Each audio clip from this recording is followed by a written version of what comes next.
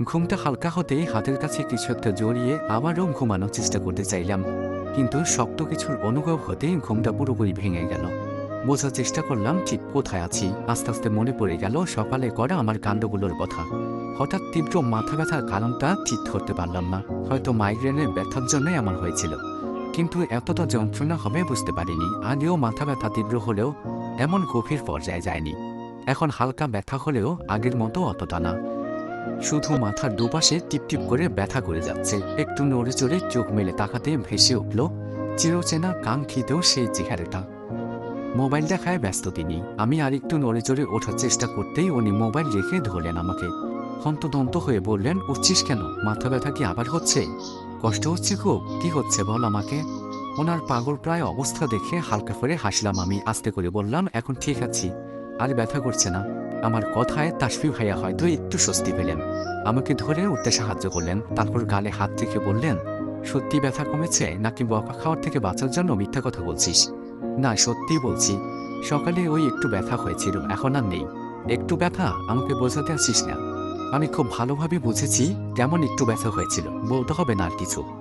ওনার কথা শুনে একটুও খারাপ লাগলো না, বরং ভালো লাগা কাজ করছে। হালকা হালকা মাথা ব্যথা থাকলেও একদম ভ্যানিশ হয়ে গেল। মুচকে হেসে তাসফি ভাইয়ের কথায় সায় দিয়ে মাথা ঝাঁকালাম। ফ্রেশ হবার জন্য বিছানা ছেড়ে নামতেই আমাকে শক্ত করে ধরে ফেললেন। বললেন, এখন আবার কোথায় যাওয়া হচ্ছে? চুপচাপ বসে থাকো, কোথাও যেতে হবে না। কি লাগবে আমাকে বলো, আমি এনে দিচ্ছি। ওনার কথায় ফ্যাল ফ্যাল করে তাকালাম। কিছু একটা ভেবেই হেসে উঠলাম। আমার হাসি দেখে ভুরু কুচকে তাকালেন আমার দিকে। ওনার তাকানো দেখে আস্তে করে বললাম, ওয়াশরুমে যাব। আর কিছু না বলে বিছানা ছেড়ে নামার জন্য জায়গা করে দিলেন আমায়। আমি আস্তে করে নেমে দাঁড়াতেই হঠাৎ কোলে তুলে নিলেন আমায়। আমি বড় বড় চোখ করে তাকিয়ে চিৎকার করে উঠলাম, উফ, কানটা গেল আমার। এভাবে চিৎকার করে কানে মাথা খাচ্ছিস কেন? আহ, নামান নামান বলছি। কোলে নিয়েছেন কেন? এক্ষুনি নামান আমায়। দুধ হাত গেলে তো চিৎপটাং হয়ে যাবি, একদম চুপ করে থাক, আমি নিয়ে যাচ্ছি না। কেন জানি আর কথা বলতে ইচ্ছা করলো না, হারাতে ইচ্ছা হলো না এই মুহূর্তটাকে। অনুভূতি হতে লাগলো অদ্ভুত রকমের। হাত দুটো দিয়ে আঁকড়ে ধরলাম ওনার বলা। উনি আমার দিকে একবার তাকিয়ে সোজা ওয়াশরুমে নিয়ে গিয়ে নামিয়ে দিলেন। কড়া গলায় বলে উঠলেন, আমি বাইরে দাঁড়াচ্ছি, তাড়াতাড়ি ফ্রেশ হয়ে চলে আয়। আমি মাথা ঝাঁকিয়ে সায় জানালাম। ফ্রেশ হয়ে বের হতে উনি আবার একইভাবে কোলে তুলে নিয়ে বিছানায় বসালেন। আমাকে চুপ করে বসে থাকতে বলে বেরিয়ে যেতে লাগলেন। আমি বললাম, কই যাচ্ছেন? উনি বললেন, খাবার আনতে যাচ্ছি তোর জন্য। তখন হঠাৎ আমার কি যেন হলো জানি না, আবদার করে বসলাম, আমি নিচে গিয়েই খাবো, এখানে আনতে হবে না। উনি সামান্য রাগ দেখিয়ে বললেন, নিচে কিভাবে যাবি? আমি এখানে তোর জন্য খাবার আনছি, নিচে যেতে হবে না, আবার মাথা ব্যথা বেড়ে যাবে। আমি সাথে সাথে অকপটে বলে উঠলাম, কেন? কোলে নিয়ে যাবেন, একটু আগে যে ওয়াশরুমে নিয়ে গেলেন না সেভাবে। আমার কথা শুনে কয়েক সেকেন্ডের জন্য চুপ করে গেলেন তাসফি ভাইয়া। তারপর ঠোঁটে রহস্যময় হাসি ফুটিয়ে আমার কাছে এগিয়ে আসেন।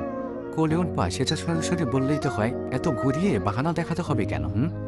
তুমি বললে আজ সারা দিন কোলে নিয়ে বসে থাকবো, আমার কিন্তু কোনো সমস্যা নেই বলেই ফট করে কোলে তুলে নিলেন আমায়।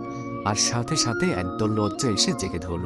ওনার দিকে তাকাতে যেও পারলাম না। ঠোঁটের কোণে হাসি ফুটিয়ে গভীর চোখে তাকিয়ে আছেন। মনে হচ্ছে এই চোখে তাকালেই আমি হারিয়ে যাব কোথাও, হারিয়ে যাব ওনার ভালোবাসায়। ওনার দিকে তাকাতে না পারলেও কেন জানি হারাতে ইচ্ছা হচ্ছে, আটকে রাখতে বাসনা যাচ্ছে এই মুহূর্তটাকে। এখানে থেমে যাক না সময়টা, গভীরভাবে পরিচিত হই এই অনুভূতির সাথে। আমার চুপ করে থাকায় তাসবি ভাইয়া বললেন, আমার বউটা যে এত লজ্জা পায় সেটা তো জানতামই না। আমি তো জানতাম শুধু ঝগড়া করতেই জানি। বাই দ্য ওয়ে, আগের চেয়ে মোটা হয়ে গেছো। ওনার শেষের কথাটা শুনে লজ্জা ফেলে রাগ এসে জড়ো হলো। শক্ত গলায় বললাম, আবার আমায় মোটা বলছেন? আমাকে দেখে কি মোটা মনে হচ্ছে? নামান নামান, আমাকে কোলে নিতে হবে না আপনাকে, ছাড়েন। আমি ছোটাছুটি করতে লাগলে উনি আরো শক্ত করে ধরলেন। আমার রাগ অবস্থা দেখে হাসতে লাগলেন। তারপর আস্তে আস্তে আমাকে ফেলে দেওয়ার মতো করে বললেন, ছেড়ে দিব? আমি বললাম, না। হালকা চিৎকার করে শক্ত করে ওনার গলা জড়িয়ে ধরে বুক ও গলার মাঝে মাথা আটকে নিলাম বাচ্চাদের মতো করে, যেন ফেলে দিতে না পারে। আমার অবস্থা দেখে হো হো করে হেসে উঠলেন উনি। আমি কোনো কথা না বলে চুপ করে মুখ বুজে রইলাম। আমার চুপ করে থাকায় উনি বললেন, তোমাকে যখন একবার বেঁধে নিয়েছি তখন অতি সহজে তো ছাড়ব না, বরং আরো শক্ত করে বেঁধে নেব আমার ভালোবাসার বাঁধনে। শত চেষ্টার ফলেও যেন সে বাঁধন ছিন্ন করতে না পারো। বলেই চুলের মাঝে দিয়ে কপালে চুমু দিলেন উনি। কেঁপে উঠলাম আমি, আর শক্ত করে ওনাকে ধরলাম। মুখ ফুটে কথা বের করতে পারলাম না, আর পারলাম না মুখ তুলে তাকাতে। লজ্জা, অস্বস্তি, একদল অনুভূতি এসে গভীরভাবে জড়িয়ে ধরেছে আমায়। কোনো কিছুই মনোযোগ না দিয়ে শুধু অনুভব করে চলেছে মুহূর্তটা। তাসফি ভাইয়া আর কথা না বাড়িয়ে সেভাবে নিচে নিয়ে আসেন আমায়, সোজা চেয়ারে বসিয়ে দিয়ে এক গাদা খাবার সামনে রাখলেন। শুধু রাখলেন না, জোর করে অনেকটা খাইয়েও দিলেন। তারপর কোনো কথা না বলে একইভাবে ফুলে তুলে নিয়ে রুমে আসেন। দু একটা কথা বলার পর কড়া গলায় জানিয়ে দিলেন বিকেলের দিকে যেন রেডি হয়ে থাকি। মাথা ব্যথার উৎস জানতে ডাক্তারের কাছে নিয়ে যাবেন। আমি অবাক হয়ে তাকিয়ে থাকলাম কিছুক্ষণ। ভাবতে লাগলাম সামান্য মাথা ব্যথার জন্য ডাক্তারের কাছে নিয়ে যেতে হবে কেন? তাও সেটা এখন সেরে গেছে। মাইগ্রেনের সমস্যার জন্য মাঝে মধ্যে একটু মাথা ব্যথা হয়ে থাকে। যদিও আজকের পরিমাণটা একটু বেশি ছিল, তবুও ডাক্তারের কাছে যাবার মতো কিছু না। নিয়ে বিনিয়ে অনেক কিছুই বললাম, কিন্তু কাজ হলো না। শেষে ওনার পরীক্ষার দোহাই দিয়ে বললাম, আপনার না আর মাত্র কয়েকদিন আছে বিসিএস পরীক্ষা। পড়াশোনায় ফাঁকি দেওয়ার জন্য আমাকে ডাক্তারের কাছে নিতে যাচ্ছেন? বিসিএস পরীক্ষায় না টিকলে আপনার ভার্সিটিতে জব পাবেন কি করে? আপনার স্বপ্নটা পূরণ করতে পারবেন তো তখন? ভালোভাবে পড়াশোনা না করে শুধু ফাঁকি দেওয়ার চিন্তা, তাই না? আমার কথা শুনে কিছুক্ষণ তাকিয়ে থেকে জোরে নিঃশ্বাস ছাড়লেন। তারপর বলে উঠলেন, আপনার থেকে পড়াশোনা শিখতে হবে না ম্যাডাম। ছোট বাচ্চাদের মতো আমাকে ভুলিয়ে রাখলে হবে না। একবার বলেছি যখন, যেতেই হবে। একদমই যেতে হবে না। সামান্য মাথা ব্যথার জন্য ডাক্তারের কাছে ছুটতে হবে কেন? আজব। দেখছেন না একদম ঠিক আছে আমি? মাঝে মাঝেই তো এমন হয় মাইগ্রেনের জন্য। এবার হয়তো একটু বোঝার চেষ্টা করলেন তাসফি ভাইয়া। নরম হয়ে এলো কিছুটা।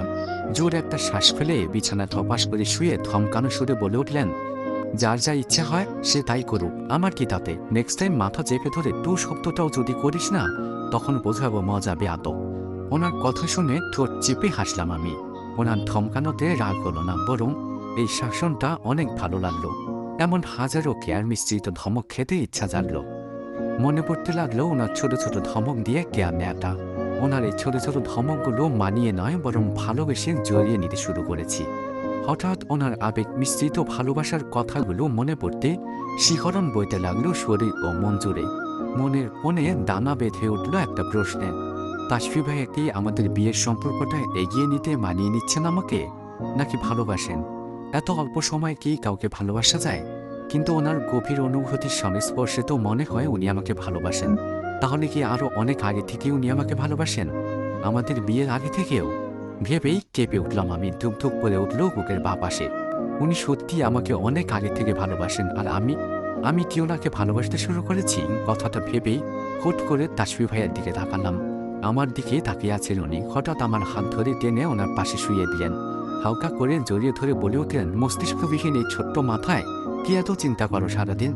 আজে বাজে চিন্তা ভাবনা বাদ দিয়ে আমাকে নিয়ে একটু চিন্তা করলেও তো পারো। প্রায় 1 মাসের মতো থেকে ফুপি চলে গেছেন, প্রায় 2 সপ্তাহের বেশি হবে। কাজের লোক রাখা হয়েছে। উনি বাসার সমস্ত কাজ করে দিয়ে বিকালের দিকে চলে যায়। তাসফি ভাইয়া একা থাকাকালীন রান্নাটা উনিই করতেন।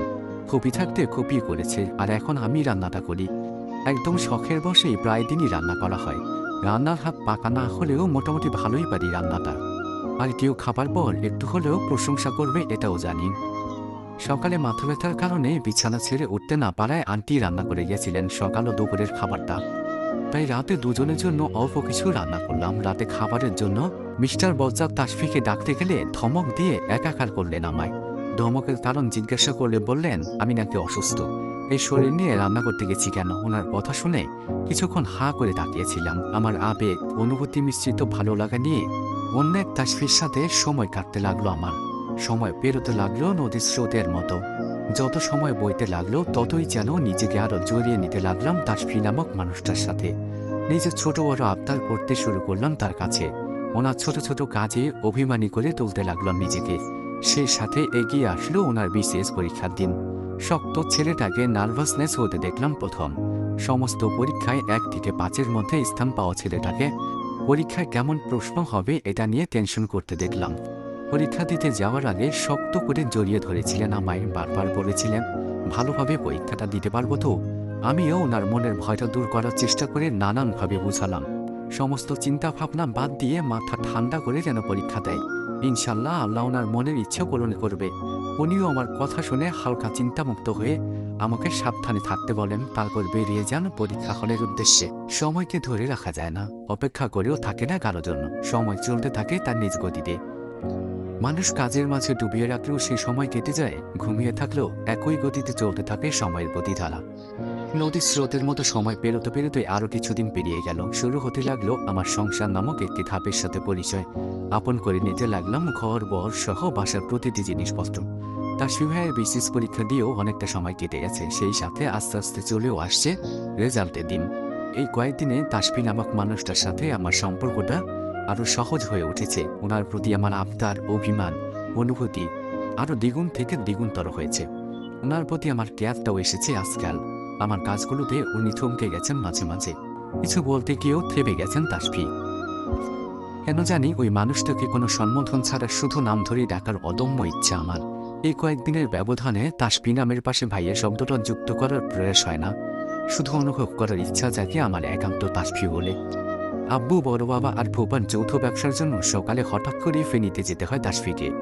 রাতে আমাকে কিছু না বললেও সকালে যাবার কিছু আগ মুহূর্তে জানতে পারি। একদম রেডি হয়ে কাগজপত্র গুছিয়ে নেবার পর যখন জিজ্ঞেস করলাম কই যাবেন, ঠিক তখন জানতে পারলাম বিষয়টা। তৎক্ষণাৎ মনটা ঝড়ের গতিতে খারাপ হয়ে গেল। চুপচাপ বসে পড়লাম বিছানায়। মনটা কিছুটা ভার করে বললাম, আমাকে আগে বললেন না কেন? এখন যাবার সময় বলছেনই বা কেন? পরীক্ষার পর তো টেনশনে একটা ট্রমার মধ্যে আছেন, এভাবে এতটা জার্নি করবেন কিভাবে? স্মিত হাসলেন উনি। আমার মনের ভাবটা হয়তো কিছুটা বুঝতে পারলেন। পাশে বসে আমার গালে হাত রেখে বললেন, মন খারাপ করছো কেন? আমি তো রাতেই চলে আসবো। হুট করে যাবার ডিসিশন হলো তাই বলতে পারিনি, এখন তো বলছি। আব্বু বা মামারা যদি কেউ যেত, বগুড়া থেকে ফেনীতে যেতে কত সময় লাগতো জানো না? আর এমনিতেও তারা অনেক অসুস্থ থাকে, এত জার্নি করলে তো আরও অসুস্থ হয়ে যাবে। আমি যদি এ সময় কিছু না করি তাহলে কি হবে? আমি চুপচাপ শুনে গেলাম শুধু ওনার কথা। এই মানুষটাকে যতই দেখি আরও অবাক হই। প্রতিক্ষণে প্রতিটা মুহূর্তে নতুনভাবে চিনতে পারি তাকে, জানতে পারি নতুন করে নতুন তাসফিকে। মানুষটা বিশেষ পরীক্ষা দেবার পর থেকেই সবসময় টেনশনে থাকে। মাঝে মাঝেই আমাকে বলে ওঠে, আমি হয়তো টিকতে পারবো না, আমাদের ভার্সিটিতে ঢুকতে পারবো না লেকচারার হিসাবে।